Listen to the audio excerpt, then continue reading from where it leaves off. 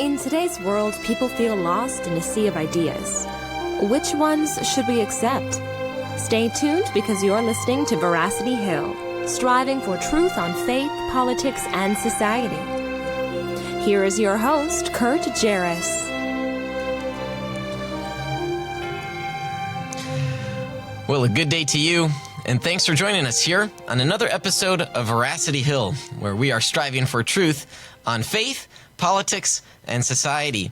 So nice to be here in West Chicago, back in the saddle. Last week we were at the Apologetics and Evangelism Conference in West Hartford, Connecticut, and what a fun time that was. It was it was really a blessing to me to see a number of people so passionate about learning more about evangelism and how they can defend their faith and how they share the gospel with their friends, family, co-workers, neighbors. Just had a really fun time, and I know my friend who's in studio this week, David Montoya, we've been at it for the last couple of weeks. We've had a number of events and just pushing hard on all the work that we're doing, huh? A full steam ahead. You had a debate 2 Tuesdays ago, a week and a half ago, and then we went to Connecticut, and now here we are. So on today's program... And we're still not sick of each other, right? No, not yet. At least I hope not. Today's episode, we are devoting to the topic of Jesus mythicism. And for some of you who may not know this, there are, in fact, people out there that believe Jesus never existed. This is fascinating because the vast majority of New Testament scholars, of classicists, of historians, believe that Jesus was not just a historical figure, but arguably one of the best attested figures from antiquity. And when I say that, I'm not just saying that as a Christian. There are non-Christians that will concede that of all the evidence that we have, if you survey history and look at historical documents, Jesus is the best attested figure. So why is it that some people believe Jesus never existed? Well, there can be a number of reasons why that's the case. For some of the supposed intellectual reasons, not willful ones, or at least explicitly willful ones. And what I mean by that is that people may just not want Jesus to exist. For the intellectual objections, we're going to be dealing with those on today's program. And so I hope that you'll stick with us through today's episode and learn a framework for how we can identify faulty objections to the claim that Jesus never existed. So that's why I've titled today's episode, Did Jesus Really Not Exist?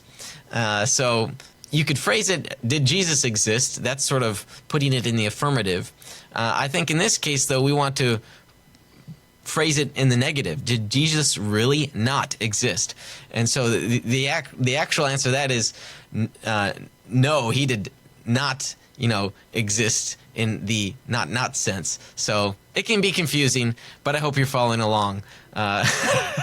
So before we jump into that, first, again, we welcome David here in studio. You debated a Jesus mythicist a week and a half ago. Before we get into the things Jesus mythicists say, let's get just a basic case for believing that Jesus was a historical figure. Just briefly, though. Sure. So I want to differentiate between soft mythicism that believes that Jesus was a historical figure, but later legends were added upon at a later time, versus what we're talking about here today is hard mythicism. That is to say that Jesus is a myth, whole cloth, wholesale. So there might be some scholars that think the language about Jesus being divine is, legendary Miracles. Or embellishment, and you're calling that soft mythicism, that there are these myths about Jesus.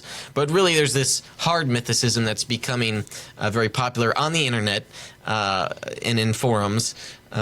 People just bouncing ideas off each other instead of, say, doing their research. And it's the position that Jesus didn't exist, period. Correct. So here's the case that he does exist.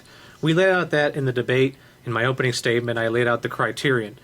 And when we look at the hard mythicist position, what criterion are they using versus the criterion that historical Jesus scholars use. The criterion is as follows: the multiple attestation, criterion of embarrassment, criterion of friend and foe, and the one that I did not have in the debate is the criterion of dissimilarity, which you could look at on your own time. The analogy is this: we have news agencies that cover the same story, disseminating the same facts. We are on reasonable grounds that this story, at least the facts that they're covering, are historical. When we get to the friend and foe, we see that MSNBC is on one side of this political spectrum, Fox News on the other side of the political spectrum, but they're agreeing on the same story and the same historical facts. We're on good grounds to conclude that they are that the event is indeed historical. So having multiple sources is it's a reliable indicator that what they're saying is generally true. And on top of that, if they're friends and foes of each other, if they're enemies of each other, even more so. Yeah.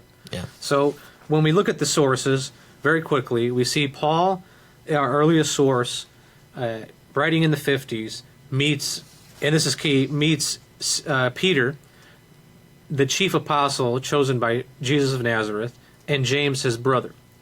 That would be akin to a historian meeting, asking Richard Cheney and Jeb Bush about the existence of George W. Bush as a historical figure. That's the analogy.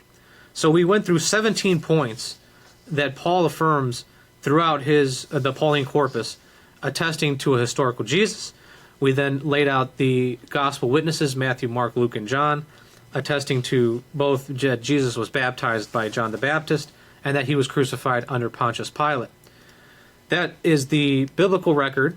We have 5, in this case, sources: Paul, Matthew, Mark, Luke, and John, ranging from 50 all the way to 90, and those are early attestations. Outside of the Bible, we have Josephus, Tacitus, and Suetonius, as some people pronounce them. Mm-hmm. So those are the records. All these particularly Josephus and Tacitus, lay out the fact that Jesus was crucified under Pontius Pilate. This is very explicit. This is very clear. These are very early, and these are reliable sources. And let me say something too about the external sources. Some might object, well, they weren't eyewitnesses of Jesus, so how do they know? They were just told by some people that there was this guy. Well, you have to understand ancient history. A lot of historians that we take for being generally reliable, maybe even strongly reliable, were not eyewitnesses to what they're writing about, but that they themselves have investigated and are trustworthy to convey this information to us. So even if they make a claim that so-and-so said Jesus was a magician, right, and Jesus, did exorcisms or something like that, not that they agree that Jesus is the Son of God, but that they claim people think certain things about him, that nevertheless is still evidence that there was a guy named Jesus. Yeah. So, I mean, the assertion that they obtained this information from already believing Christians has the same probability as if they got this. They have records attesting to that same crucifixion internally, particularly with the case with Tacitus. I can say the same thing. It's just as probable that Tacitus had those records within his grasp, just as much as the skeptic saying that he obtained that information from already believing Christians. The same. I believe that the weight is the same. I can't prove it. You cannot prove it your way. I can't prove it my way. It's about the same. So we've got this very basic case that there was this guy named Jesus.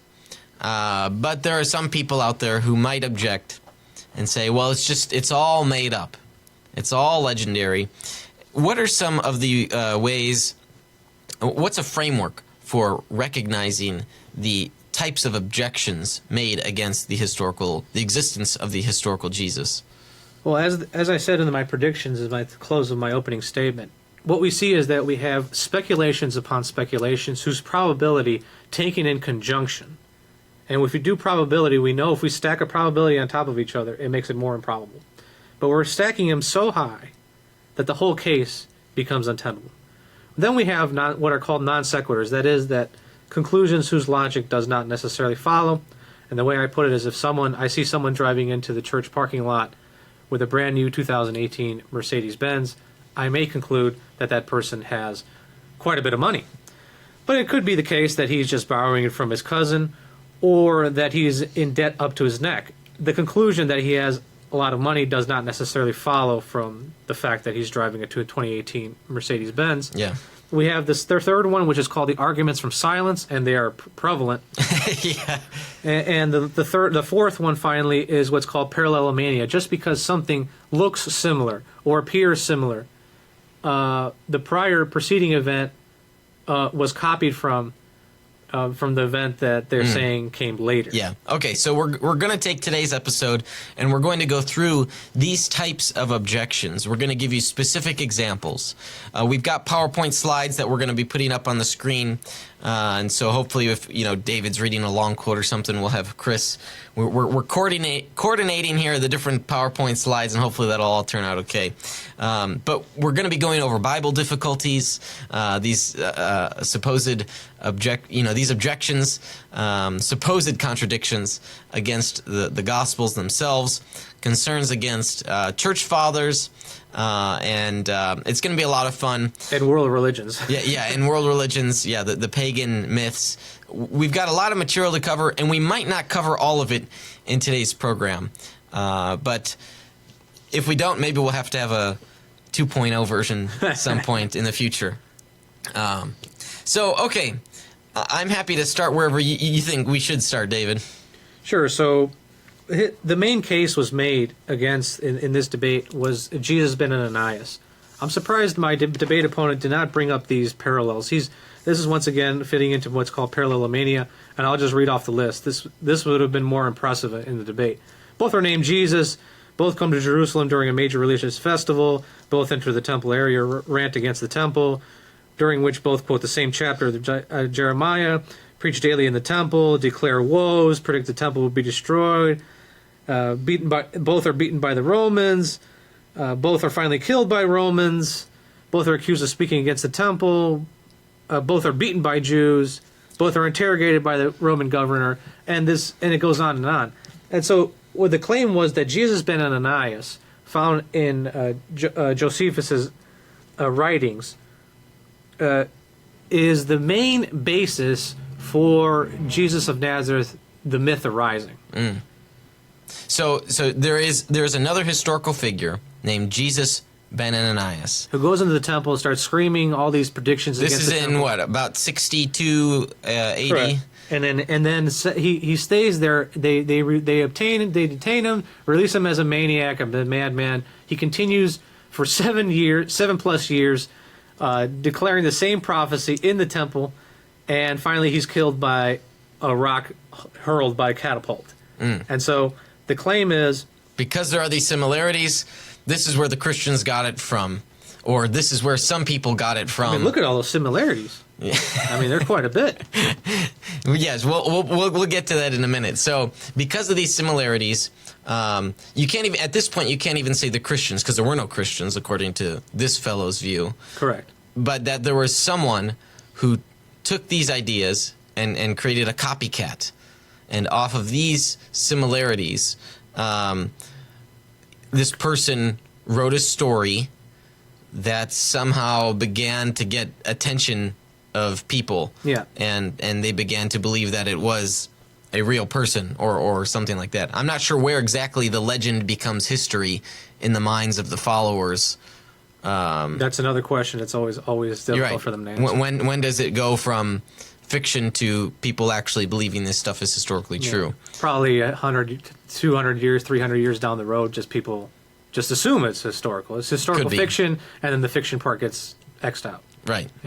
So let's talk about these similarities. And there are many other examples of similarities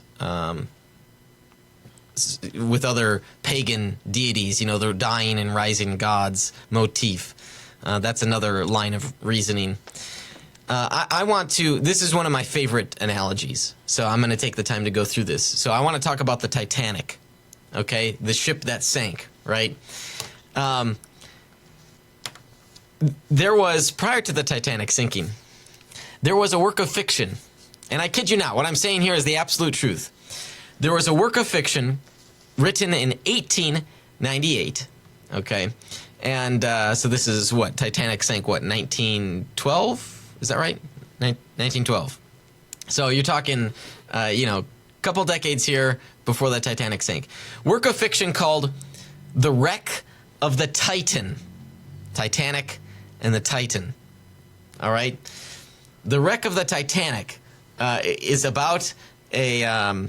Wreck of the Titan. The Wreck of the Titan is a work of fiction about the largest ship ever made, hits an iceberg, people die, and it's quite amazing. On the starboard side. Yeah. So I'll go through the similarities here. Okay. Both the Titanic and the Titan were described as being the largest craft afloat and the greatest of the works of men. The Titan was 800 feet long, displacing 75,000 tons. The Titanic was 882 feet long, displacing 46,000 tons. So only a difference of 82 feet.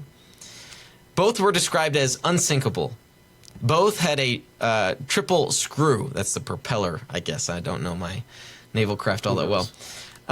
On both boats, there was a shortage of lifeboats, lifecrafts. The Titan carried as few as the law allowed, 24 lifeboats, which would carry less than half of the total complement of 3,000.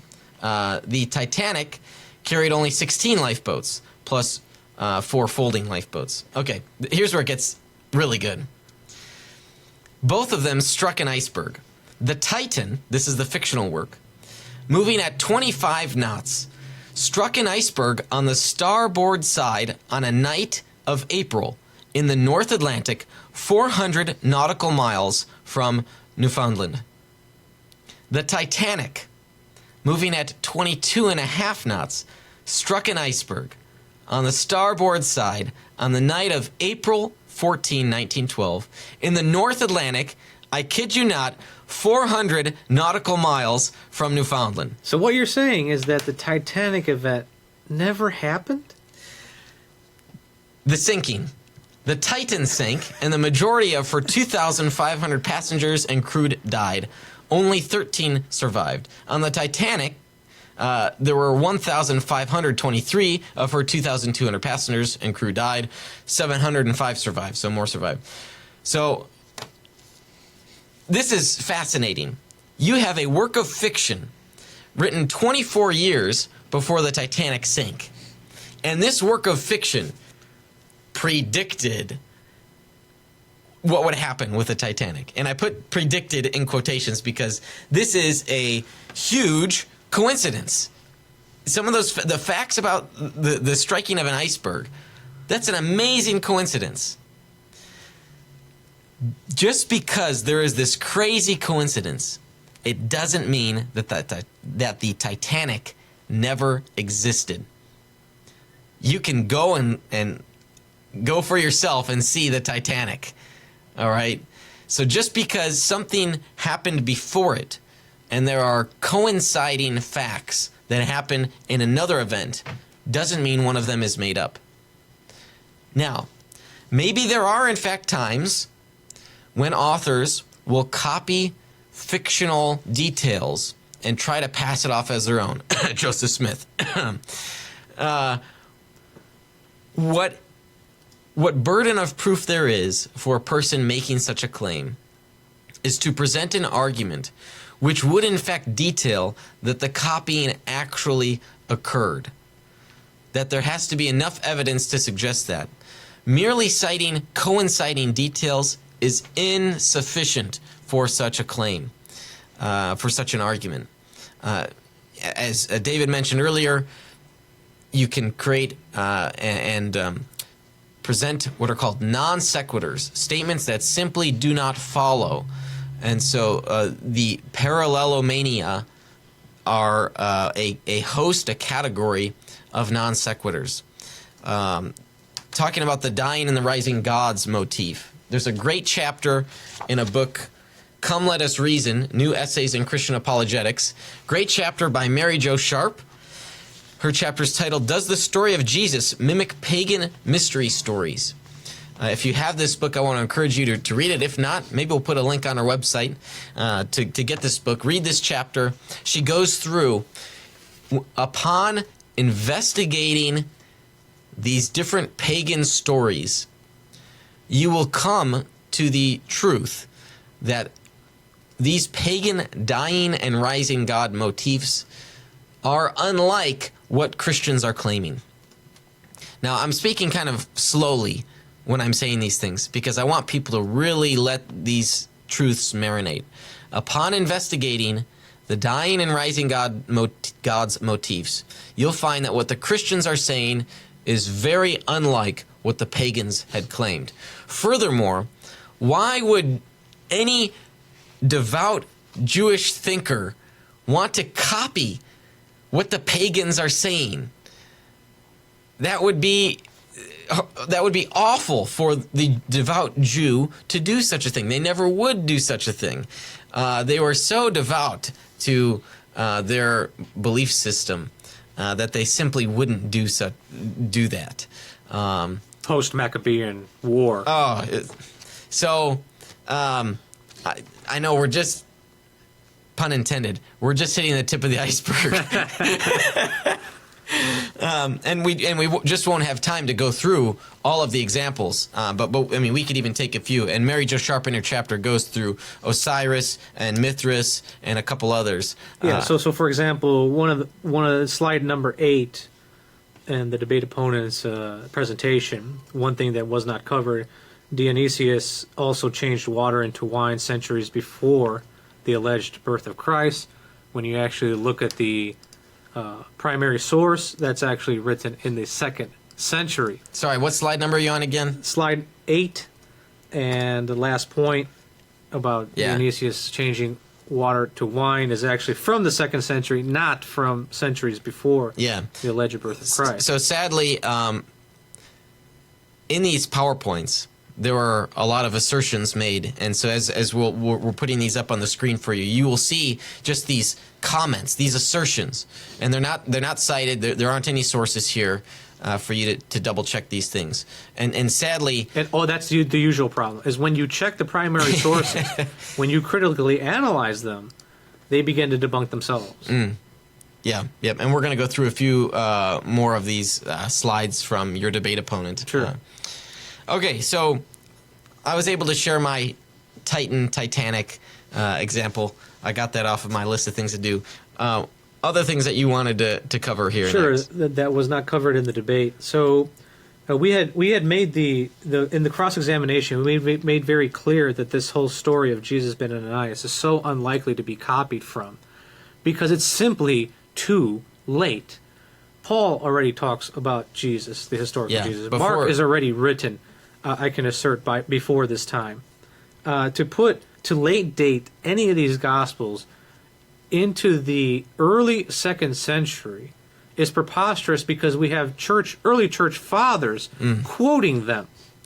That's a big hole that I can drive a Mack truck right through.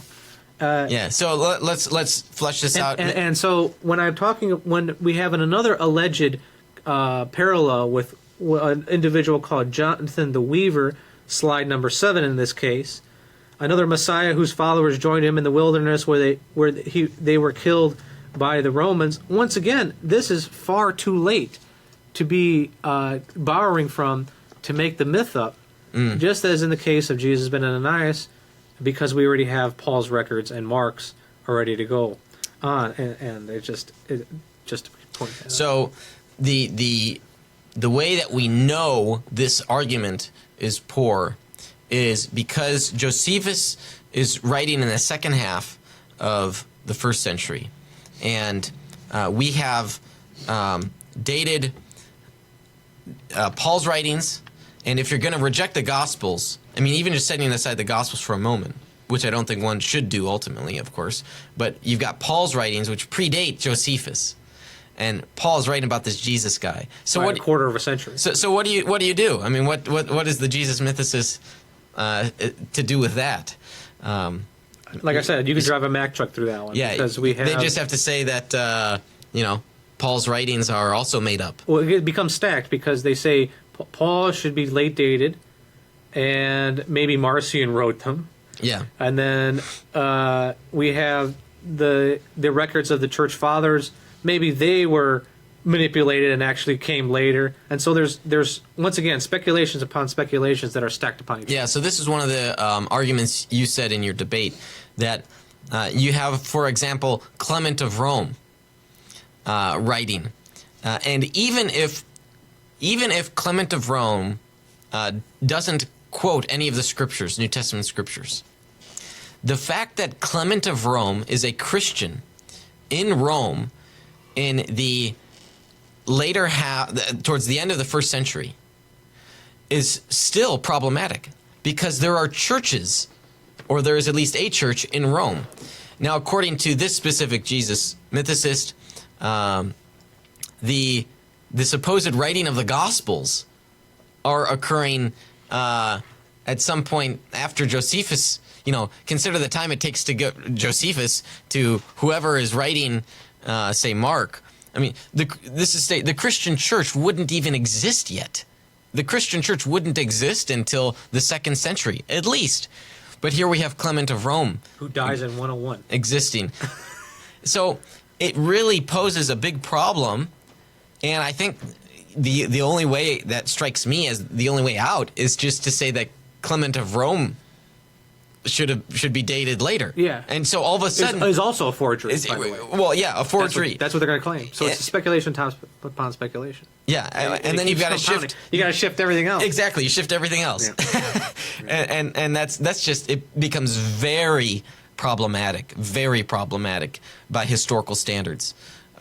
It's really an untenable position for a number of reasons.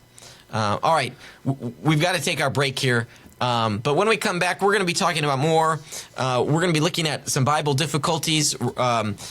One specifically that I'd like to talk about, Jesus casting demons into the pigs.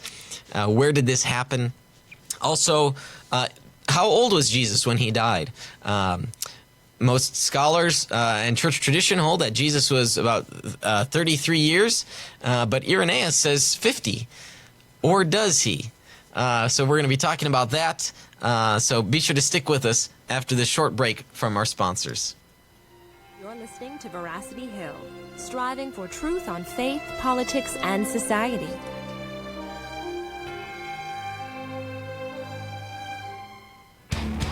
Evangelical Christians are talking about hell.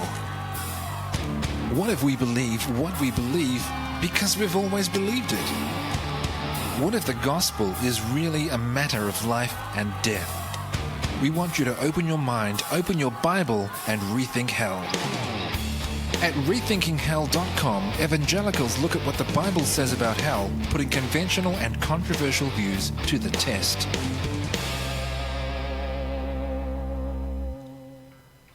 Have you heard of the Google Ad Grant for nonprofits? 501c3 nonprofit organizations can receive $10,000 per month in online advertising credit from Google, empowering you to share your message with the world. At Defenders Media, we partnered with Nonprofit Megaphone, an agency focused solely on Google grant acquisition and management. They got us approved for the grant and now manage ad campaigns, bringing hundreds of new people to our websites each month. If you are eligible, Nonprofit Megaphone will acquire and manage the grant for you for a month for free to see if they can help you too. Visit nonprofitmegaphone.com to learn more. Hello, I'm David Smith, the Executive Director of Illinois Family Institute, a state-based Christian pro-life and pro-family public policy organization. I want to invite you to join us as we seek to be salt and light to a dark and rapidly decaying culture. You can do that in a number of ways. For example, you can join our email list to get timely alerts and great cultural commentaries. You can like our Facebook page, follow us on Twitter, listen to our podcasts, and subscribe to our YouTube channel. You can attend one or more of the special events and forums we host in different parts of the state. We do all these things to encourage and equip Christians in Illinois. You see, We need you to help us fulfill our mission to boldly bring a biblical perspective to public policy. Our faith requires us to be bold, speak truthfully, and love our neighbors. Join us. Visit illinoisfamily.org to learn more.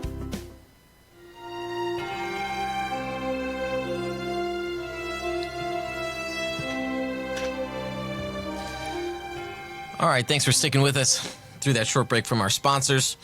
If you'd like to become one of our sponsors, you can go to our website, veracityhill.com/patron. Different options there. We'd love to get your support, too, if you're just an individual. If you chip in $10, $20 a month, that can go a long way. And I believe there's a $25 a month option where you can get a custom printed Veracity Hill USB flash drive preloaded with some of our favorite episodes. And so if you are interested in getting that, this is really nifty too, because not only is it just a standard USB, but for those with an iPhone, the newer iPhone with the USB-C option, you can start listening to our program right from your phone. So that has that as well. And I guess the newer laptops just have that too. So two options there. So yes, we'd love to get your support. We want this ministry to grow and to eventually become a radio ministry, and so we can't do it without your support. So thank you for your consideration. On today's program, we are talking about the historical Jesus, and really, we're analyzing the arguments of those who say Jesus never even existed. And so the title of today's program is, Did Jesus Really Not Exist? The answer to that is it should just be so obvious to folks that Jesus was a historical figure. He's one of the best, if not the best, attested figure from history. And so it really, I think, is a sad state of affairs when even we have to have a show on this topic because there are so many misconceptions, so many statements that mislead people. If you have questions about the historical Jesus, we would love to take those questions, be able to help you and to analyze. My piece of advice would be simply to look at the sources. Go do the research, and you'll see, I think, that what people are claiming is not the case there with the Jesus mythicists. Okay, continuing on, David, you wanted to talk about the death of Jesus. Yeah, so my debate opponent was talking about how conspiracy theorists and actual historians agree to the date of when, say, JFK was assassinated. There's no variety or when the moon landing took place. When we actually look at, for example, the lunar landing, actually looking into the conspiracy theorists, they actually believe that this thing was filmed in a studio beforehand and that the broadcast happened on the same day that the lunar landing allegedly took place, according to the conspiracy theorists. So there is a variety of dates when you drill down into some of these conspiracy theories.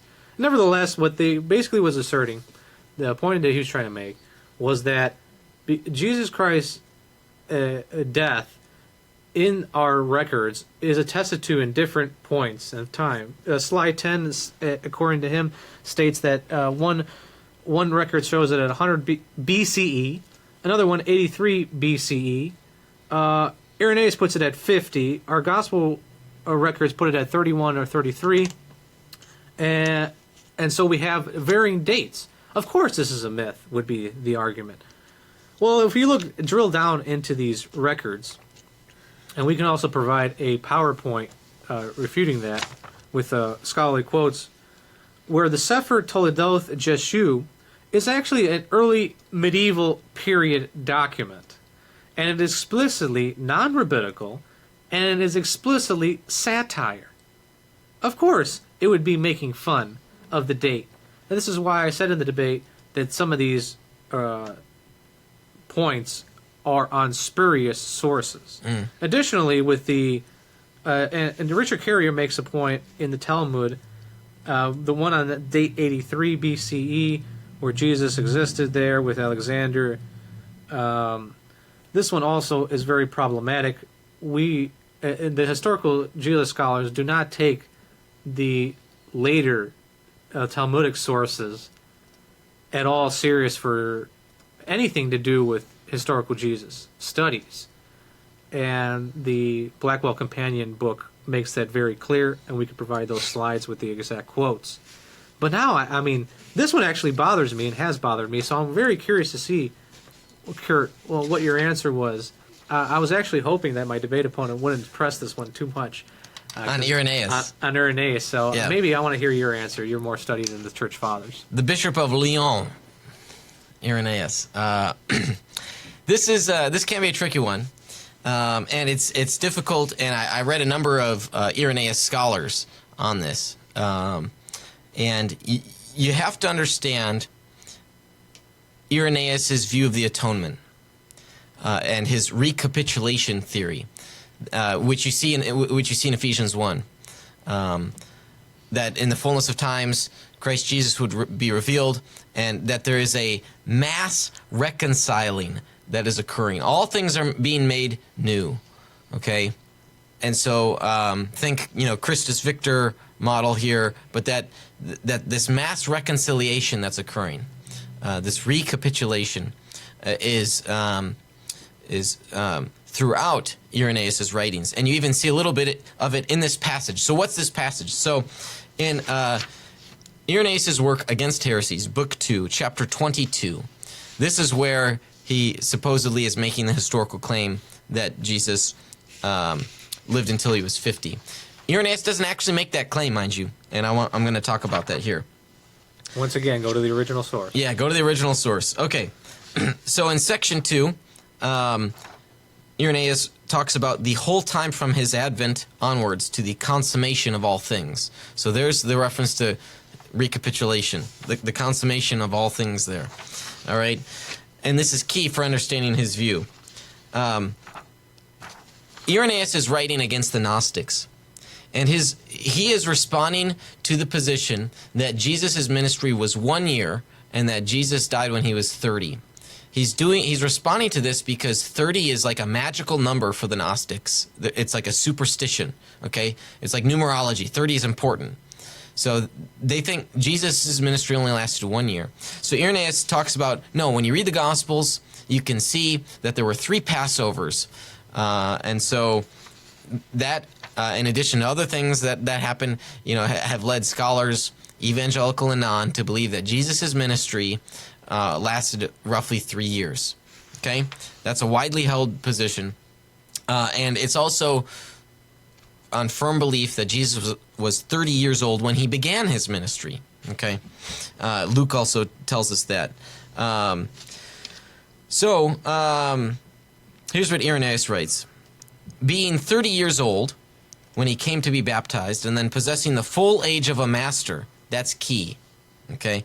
And being 30 years old, then possessing the full age of a master. He came to Jerusalem so that he might be properly acknowledged by all as a master. I'm going to skip around a little bit here. Being a master, therefore, he also possessed the age of a master. But and this was the case because sanctifying every age, for he came to save all through means of himself, infants and children, boys and youth and old men. He therefore passed through every age, becoming an infant for infants, thus sanctifying infants, a child for children, thus sanctifying those who are of this age. Being at the same time, he continues.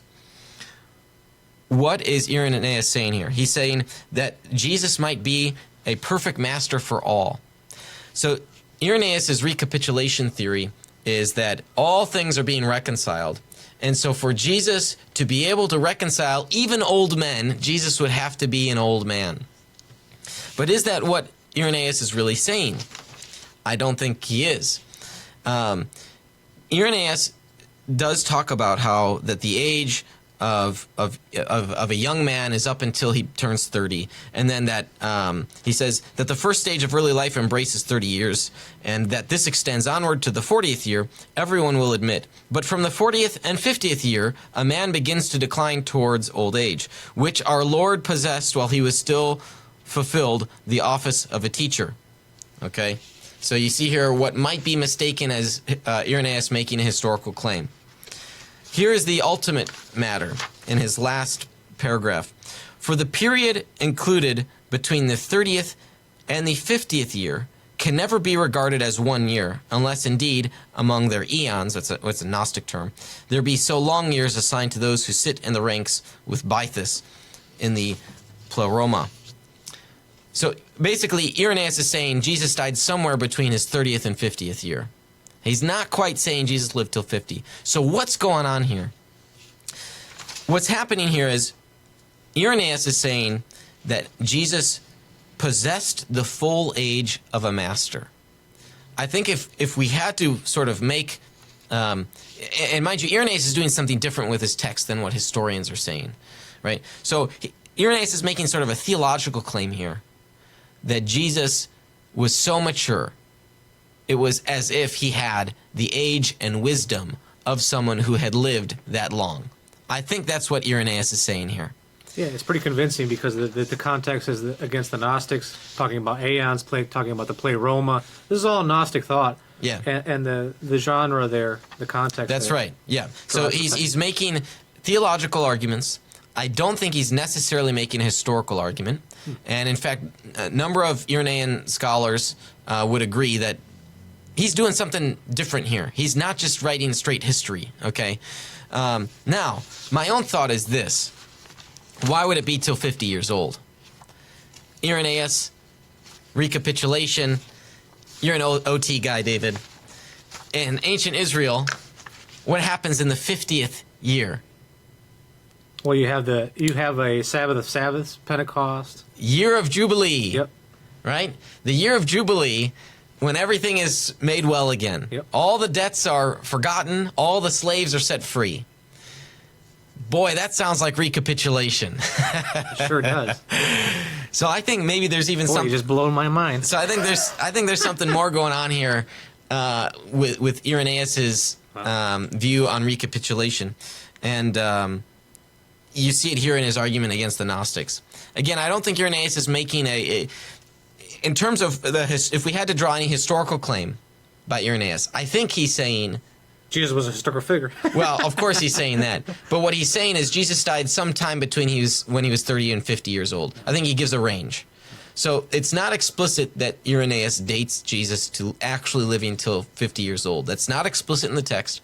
And I don't think you can even get that as an implied statement. What is being implied here from these statements about the master and him living into old age, I think what Irenaeus is doing is he's saying that Jesus was so wise, he was a master, it was as if he were that old age, right? He writes in section 4 here, again, this is book 2, chapter 22 of Against Heresies. Section 4, being 30 years old when he came to be baptized, and then possessing the full age of a master. He already possesses the full age of a master at 30 years old. I think that's one of the critical aspects to recognize here. Being a master, therefore, he also possessed the age of a master. So I think Irenaeus is saying something special here about Jesus. He's not making that historical claim. So that would be the way to understand Irenaeus. It's true Irenaeus isn't explicit that Jesus... I mean, Irenaeus says that there's 3 years of Jesus' ministry because he talks about the Passovers.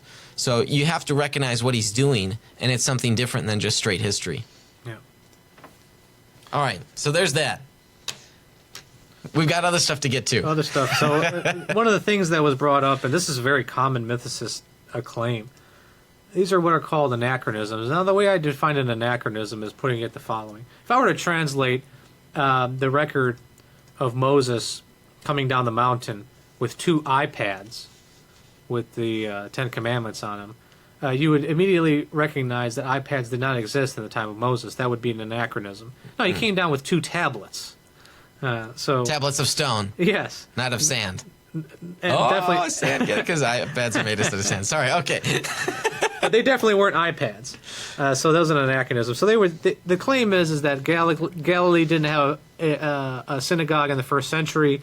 Nazareth wasn't inhabited in the first century. Pharisees didn't exist until after post 70 AD. That's a slide 12 of my debate opponent.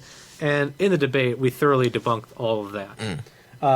If he's going to say that he cannot find peer-reviewed literature on this, I would just invite him to contact Yardena Alexandre and Dina Gorny of the Israeli Antiquities Authority.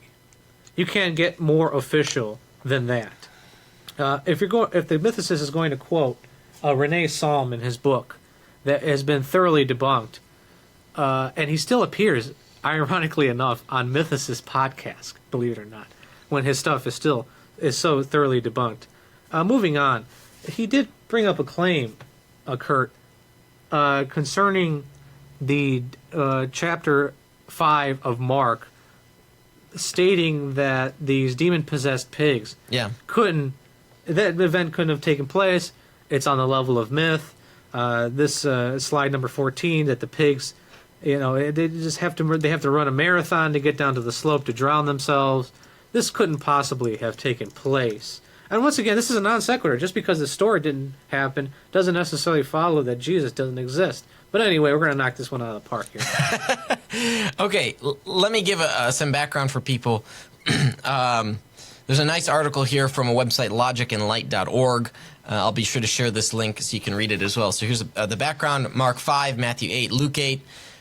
This is where Jesus casts the demon out of the man. This is where the demon says, we are legion, we are many, and the demons go into the pigs, and the pigs run off of a cliff and drown. Okay, where did this story occur? Well, the problem is that the gospel authors differ in where they say it happened.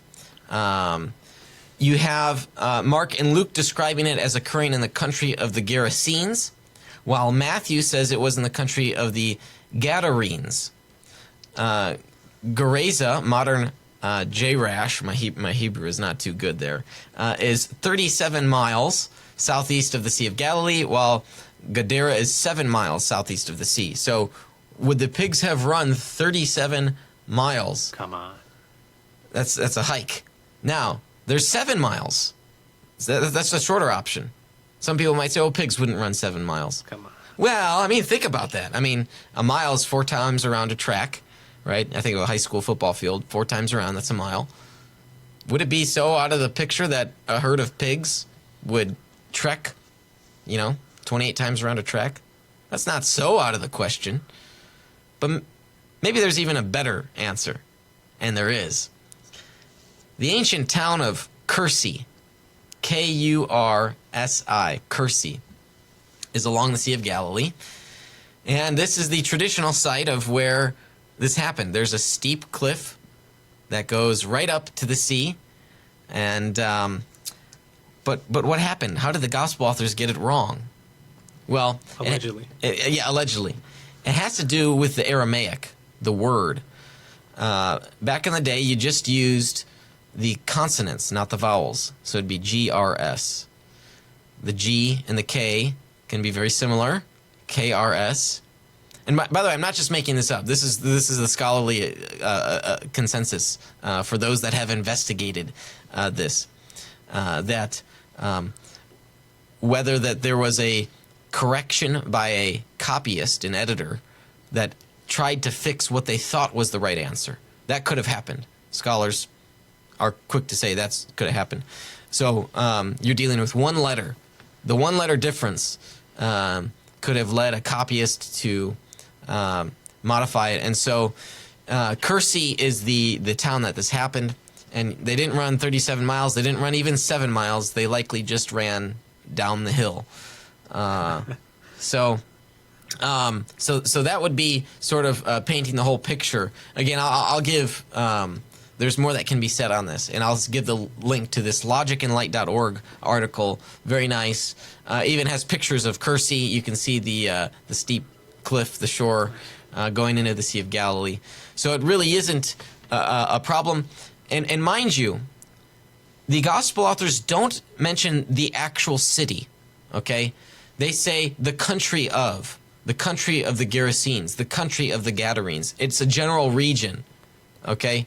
So don't have in mind here that this happened necessarily in a specific town, but could have happened in the countryside, which places the pigs. Even if it is, say, the if it's in Gadara, 7 miles. If it's in the countryside of that town, you could be 7 miles out. Yeah. So it's much more feasible. So I don't really view this as a problem. Excellent. So Yeah. let's go on to slide number 23. This one is quite disingenuous. Once again, this is a massive non sequitur. Mourning women in Gospels comes from long pagan tradition of women mourning dying and rising gods.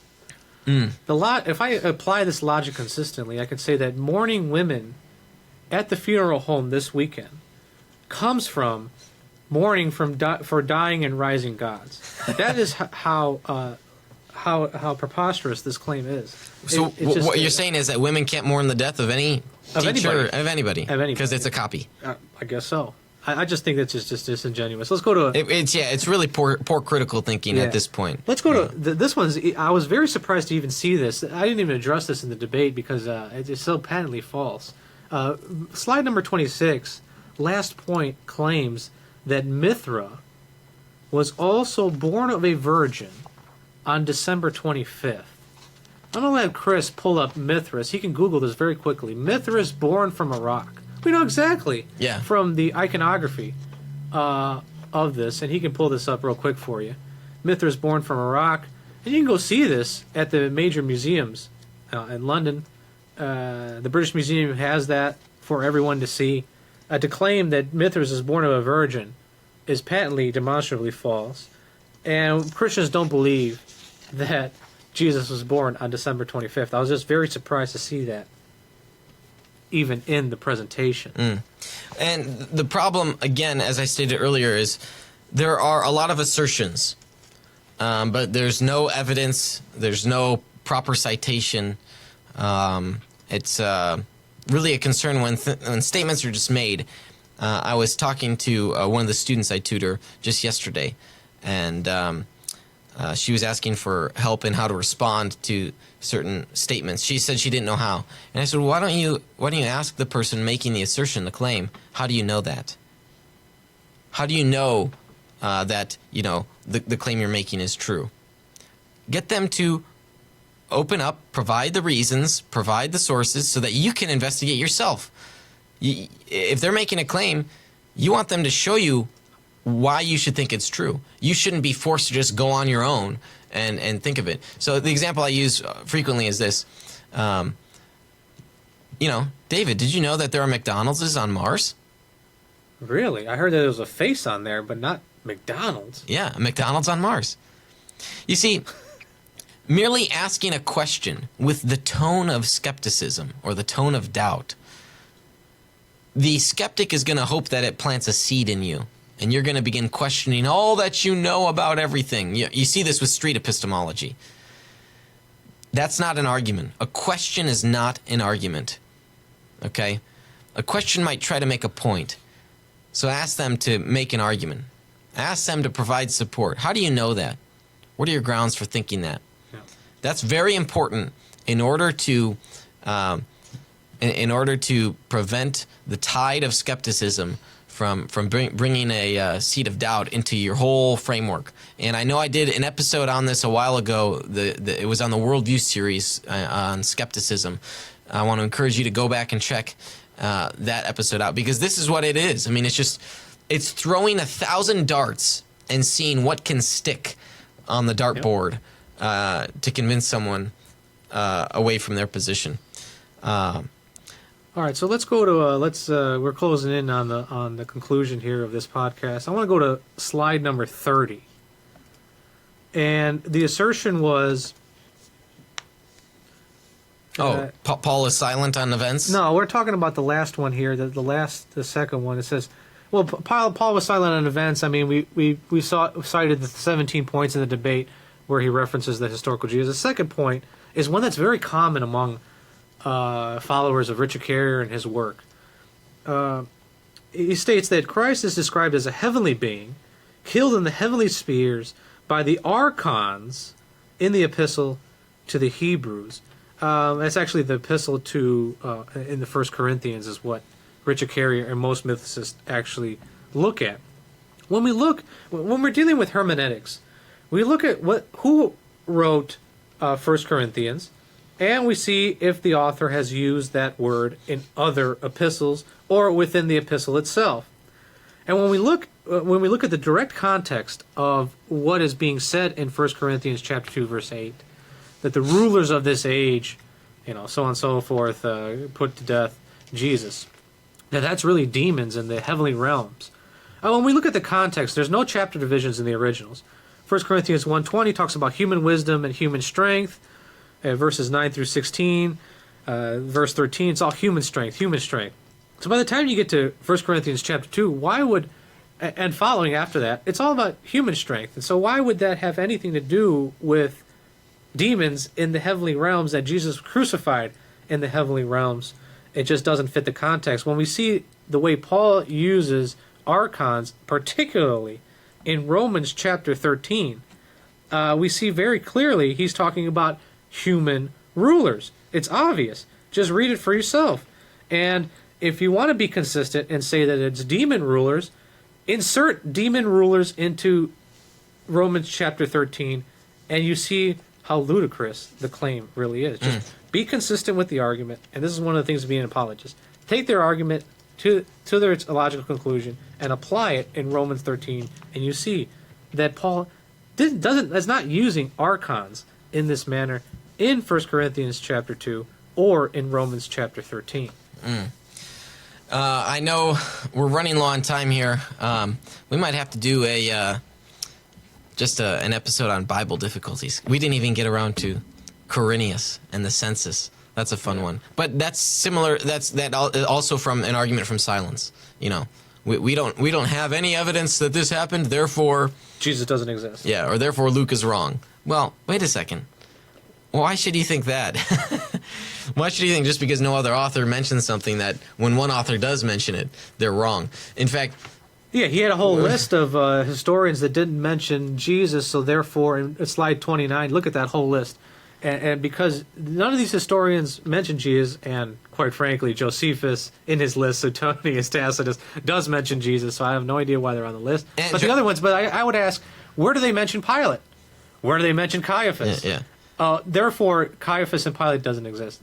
All those are it's not good. It's awful reasoning. Yeah. And this is a point, I'm not sure, I can't remember if you made this in the debate or not. What? Fascinating that he dismisses Josephus's use of talking about Jesus, but he uses Josephus for his theory on Jesus ben Ananias. Yeah. Why didn't Josephus just make up Jesus ben Ananias off of the Jesus ben Joseph? Yeah, like I said, the radical skeptic in my closing statement will say, give me evidence that God exists. Well, here, I'll present you Jesus Christ, who claimed to be God incarnate. He is the ultimate evidence, as Hebrews chapter 1 presents it. And then when we give them they give the radical skeptic the canonical biblical records of the historical Jesus, that's not sufficient. We want something outside of the Bible. And when we provide something outside of the Bible, more excuses come up. Well, those are interpolations. Those were inserted later. Those are forgeries. They're not reliable. They'll make up any excuse not to believe. And the more evidence you pile on, it seems there's always a way for the natural man to get around it, to suppress the truth. At that point, what we're dealing with is not a matter of the intellect, it's a matter of the will. When the goalposts are changed, right? The no true Scotsman fallacy, moving the goalposts. And so the argument, the expectations are modified because you can't. I mean, if you meet my criteria, well, I'm going to change my criteria. And it just creates an untenable position. And really, these are individuals I think we should pray for, because for people like that who move those goalposts, it becomes apparent that the issue is not really about the intellect, but the will. Well, we did have planned, someone wrote to us from the mailbag, but I think we're going to have to postpone that till next week. So, Leandro, thank you for writing in. If you have a question and you would like to hear a thoughtful response, insightful commentary on it, please feel free to write me, Kurt@veracityhill.com. Also, with Apologetics 315, that website, I'm using that.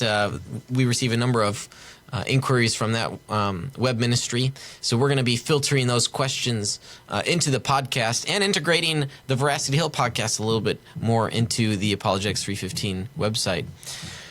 So that does it for today's program. I'm grateful for the continued support of our patrons and the partnerships that we have with our sponsors, Defenders Media, Consult Kevin, The Sky Floor, Rethinking Hell, the Illinois Family Institute, Fox Restoration, and Nonprofit Megaphone. I want to thank our technical producer, Chris, and our in-studio guest, our friend of our podcast, David Montoya, for coming in and chatting about Jesus mythicism. Last but not least, I want to thank you for listening in and for striving for truth on faith, politics, and society. You've been listening to Veracity Hill, striving for truth on faith, politics, and society. This is a listener-supported program. For more resources, including past shows, visit veracityhill.com.